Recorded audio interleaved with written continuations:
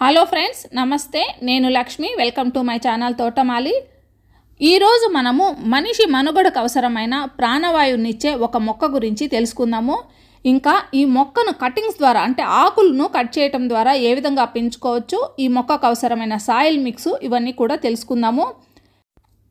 ఈరోజు నేను చూపిస్తున్న ఈ మొక్క కేవలం డెకరేటివ్ ప్లాంట్గానే కాదండి, జీవాన్నిచ్చే మొక్కగా కూడా మనం చూడొచ్చు. అంటే లైఫ్ గివింగ్ ప్లాంట్ అని అనవచ్చు. మనిషి జీవానికి అవసరమైన ప్రాణవాయువు అంటే ఆక్సిజన్ను ఉత్పత్తి చేసే ఈ మొక్క గురించి ఈరోజు పూర్తిగా తెలుసుకుందాము. ఈ మొక్కనే సాన్సేవిరియా లేదా స్నేక్ ప్లాంట్ అని పిలుస్తారు. చాలా తక్కువ నీరు మరియు తక్కువ సూర్యరశ్మి, తక్కువ మెయింటెనెన్స్ మాత్రమే ఈ మొక్కకు అవసరము. వాస్తుశాస్త్రం ప్రకారం కూడా ఇంట్లో ఉండే అత్యంత పవిత్రమైన మొక్కల్లో స్నేక్ ప్లాంట్ ఒకటి. నాసా రికమెండ్ చేసిన ఇండోర్ ఎయిర్ ప్యూరిఫైయింగ్ ప్లాంట్స్లో స్నేక్ ప్లాంట్ ఒకటి. సెన్సివేరియా లేదా స్నేక్ ప్లాంట్ ఇంట్లో ఉంటే ఆక్సిజన్ ఫ్యాక్టరీ ఇంట్లో ఉన్నట్లే ఇంట్లో ఆక్సిజన్ కొరత ఏర్పడదు. మనకు ఆక్సిజన్ను ఇవ్వటంతో పాటు ఇంట్లో ఉండే బెంజైను, ఫార్మల్డిహైడ్, వోలాటైల్ గ్యాసెస్ ఇలాంటివన్నింటినీ కూడా ఇది పీల్చేసుకుంటుంది, అంటే అబ్జర్వ్ చేసేసుకుంటుంది. ఇంకా చెప్పాలంటే మన ఇంట్లో ఉండే బ్యాడ్ స్మెల్ను ఇది పీల్చేసుకొని మంచి ఫిల్టర్ చేసిన ప్యూర్ ఆక్సిజన్ను మనకి ఇది రిలీజ్ చేస్తుంది. అందువల్లనే ఈ ప్లాంట్స్ ఇంట్లో ఉంటే ఆక్సిజన్ ఫ్యాక్టరీ ఇంట్లో ఉన్నట్లే. మీరు అనవచ్చు ఇల్లు నీట్గా ఉంది, శుభ్రంగా ఉంది, చక్కగా ఉంది, ఇంట్లో ఎలాంటి గ్యాసెస్ లేవు అని. కానీ అందరి ఇళ్లలో ప్లాస్టిక్ వస్తువులు డెకరేటివ్ ఐటమ్స్ రూపంలో ఏదో ఒక రూపంలో ఎక్కడో ఒక చోట ప్లాస్టిక్ ఉండనే ఉంటుంది. ఇంట్లో ఎక్కడ ప్లాస్టిక్ ఉన్నా కూడా బెంజైన్ అనే గ్యాసు రిలీజ్ అవుతూనే ఉంటుంది. ఇంకా మనం చూడొచ్చు, మన కారు లోపల ఇవాళ రేపు ప్రతి ఒక్కరికి కార్లు ఉన్నాయి కదండి, కారు లోపల ఇంటీరియర్స్ అన్నీ కూడా సీటింగ్ లాంటివి ముఖ్యంగా అవన్నీ కూడా ప్లాస్టిక్తో తయారైనవే. మనము నైట్ టైమ్స్ కారు డోర్స్ అన్నీ కూడా క్లోజ్ చేసేసుకుని మార్నింగ్ వచ్చి కూర్చోగానే మనకు ఒక బ్యాడ్ స్మెల్ లాంటివి వస్తూ ఉంటాయి. మనము వెంటనే డోర్స్ అన్ని క్లోజ్ చేయకుండా ఓపెన్ చేసి ఉంటే ఈ గ్యాసెస్ అన్నీ కూడా బయటకు వెళ్ళిపోతాయి. అలాగే మన ఇంట్లో కూడా ఎక్కడో ఒక చోట ప్లాస్టిక్ అనేది ఉండనే ఉంటుంది. అలాగే ప్లాస్టిక్తో పాటు ఇప్పుడు పెయింటింగ్ అనేది కూడా ఒక ప్యాషన్ అయిపోయింది కదా. ఈ ప్లాస్టిక్ అనేది ఈ పెయింటింగ్లో కూడా ఉన్నాయండి. ఇప్పుడు ఫ్యాషన్ యుగంలో ఉన్నాము. ఇంకా డోర్ల మీద కూడా పియు పాలిష్ అని వేస్తూ ఉన్నారు. ఇవన్నీ కూడా ప్లాస్టిక్తో తయారైనవే. ఈ విధంగా ప్రతి ఒక్కరి ఇంట్లో కూడా బెంజైన్ గ్యాస్ అనేది ఉంటుంది.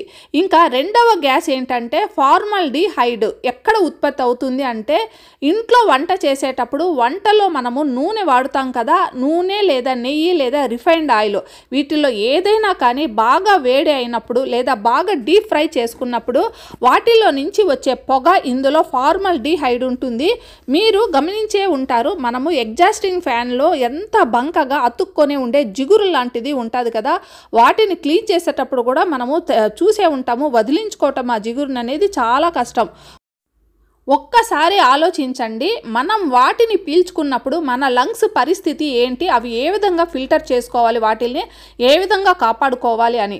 ఈ ఫిల్టర్ చేసే పనులన్నీ కూడా ఈ మొక్కలు చేస్తాయండి. దానికి బదులుగా అంటే ఫిల్టర్ చేసి దానికి బదులుగా మనకు 24 గంటల పాటు మంచి ఆక్సిజన్ను ఇస్తాయి.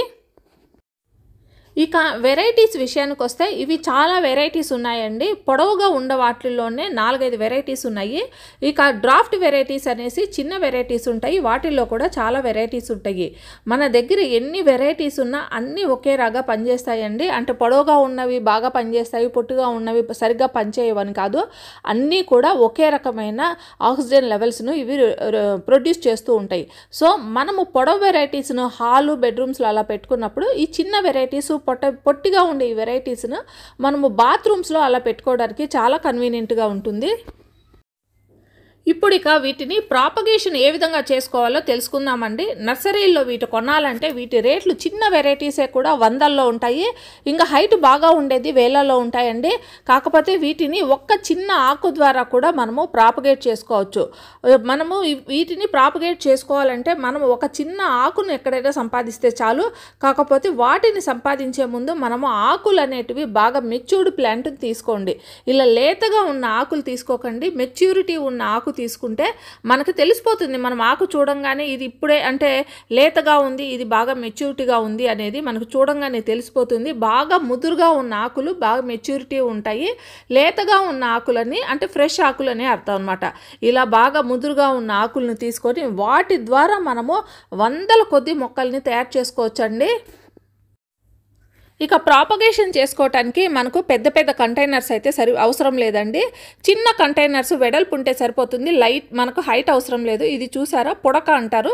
కన్స్ట్రక్షన్లో వాడే పాడైపోయిన పుడకలో ఇసుక వేసి దాంట్లో ఒక 4-5 ఆకులు పెట్టేశానండి. చూడండి ఇప్పుడు ఎంత చక్కగా పెరిగిపోయినాయో, ఎన్ని వచ్చేసాయో అసలు మనం కౌంట్ చేయలేమండి, అన్నీ వచ్చేసాయి. ఇవి ఏం చేస్తామంటే మనము ఏదైనా పుట్టినరోజులకు కానీ ఎవరైనా ఇంటికి వచ్చినప్పుడు కానీ మనము గిఫ్ట్ ఇవ్వాలనుకుంటే ఇలాంటివన్నీ కూడా మనం తయారు చేసి పెట్టుకొని ఒక చిన్న వాటిల్లో పెట్టేసి మనము గిఫ్ట్ ఇవ్వచ్చు.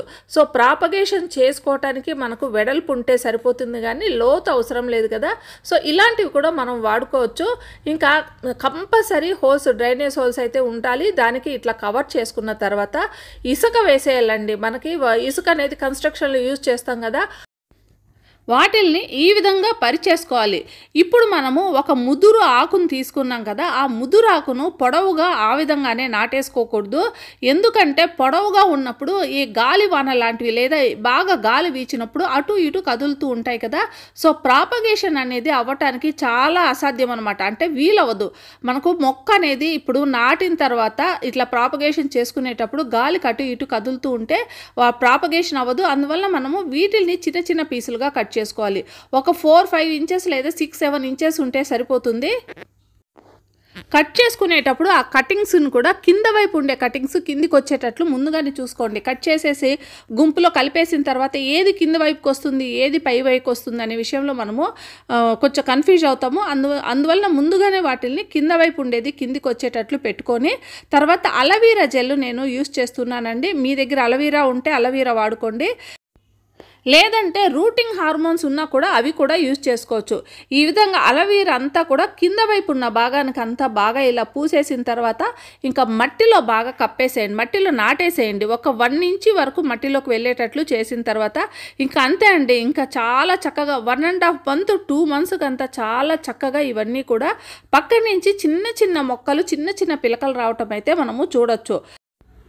తర్వాత 1.5 month 2 months తర్వాత వచ్చిన ఆ పిలకలను కూడా మనము తీసేయకుండా అలానే మనం ఈ కంటైనర్లో వదిలేస్తే ఇంకా కొన్ని నెలలకంతా మొత్తం కంటైనర్ కూడా అంతా కూడా ఈ విధంగా కిక్కిరిసిపోయినట్లు మొక్కలు వచ్చేస్తాయండి. నేను ఈ విధంగా కంటైనర్లో వచ్చిన పిలకలను తీయకుండా అందులోనే వదిలేశాక ఒక పిలక నుంచి మళ్ళీ పక్క నుంచి 4-5 పిలకలు రావటము, అందులో నుంచి మళ్ళీ పక్క నుంచి పిలకలు రావటం, ఇలా కంటైనర్ మొత్తం అంతా నిండిపోతుంది. ఇప్పుడు ఇలాంటి పిలకల్ని మనము తీసుకొని మనకి కావలసిన వాళ్లకు మనము గిఫ్ట్గా ఇచ్చుకోవచ్చు.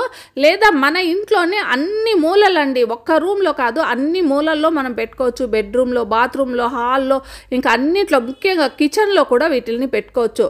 ఈ విధంగా మనము ప్రాపగేషన్ చేసుకోవచ్చు. పొడవుగా ఉండే వెరైటీస్ కాకుండా ఈ పొట్టిగా ఉండే వెరైటీస్ను డ్రాఫ్ట్ వెరైటీస్ అంటారు కదా, వీటిల్లో ఒక వెరైటీ చూడండి, కొంచెం రేర్ వెరైటీ ప్లస్ వీటి కాస్ట్ కూడా ఎక్కువగా ఉంటుందండి. ఒక చిన్న కటింగ్ అంటే చిన్న కొమ్మ ఒకటి నేను సంపాదించుకున్నాను. దాని ద్వారా ఇప్పుడు మొక్క ఎంత చక్కగా తయారైందో చూపిస్తాను చూడండి. ఇది చిన్న ఎట్లా ఉంటుందంటే ఒక ఫ్లవర్ లాగా ఉంటుంది అనమాట. పక్కనే మనకు ఇవన్నీ వచ్చేసి ఆకులన్నీ వచ్చేసి చిన్నపాటి ఫ్లవర్ లాగా ఉంటుంది.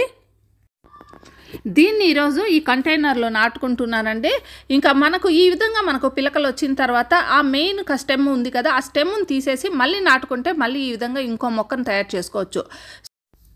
సో ఈరోజు వీడియోలో మనిషి మనుగడకు అవసరమైన ప్రాణవాయువు ఆక్సిజన్ను ఉత్పత్తి చేసే సన్సెర్వేరియా లేదా స్నేక్ ప్లాంట్ గురించి మీకు తెలియజేశాను కదా. వాస్తు ప్రకారం కూడా ఈ ఇంట్లో మనము పెట్టుకోవాల్సిన మొక్కలు ఇది ఒకటండి. ప్రతి ఒక్కరికి అంటే ఇంట్లో ఒక మనిషికి 1 లేదా 2 ప్లాంట్స్ లెక్కన ఎంతమంది ఉంటే అన్ని ప్లాంట్స్ ఇవి పెట్టుకోవాలి. ఈ విధంగా పెట్టుకున్న తర్వాత ఇంకా ఇంట్లో కూడా మంచి ఆక్సిజన్ మనము పీల్చుకోవచ్చు.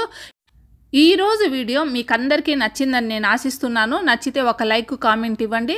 మళ్ళీ మరో మంచి వీడియోతో మీ ముందుకు వస్తాను. అంతవరకు హ్యాపీ గార్డెనింగ్. Bye bye.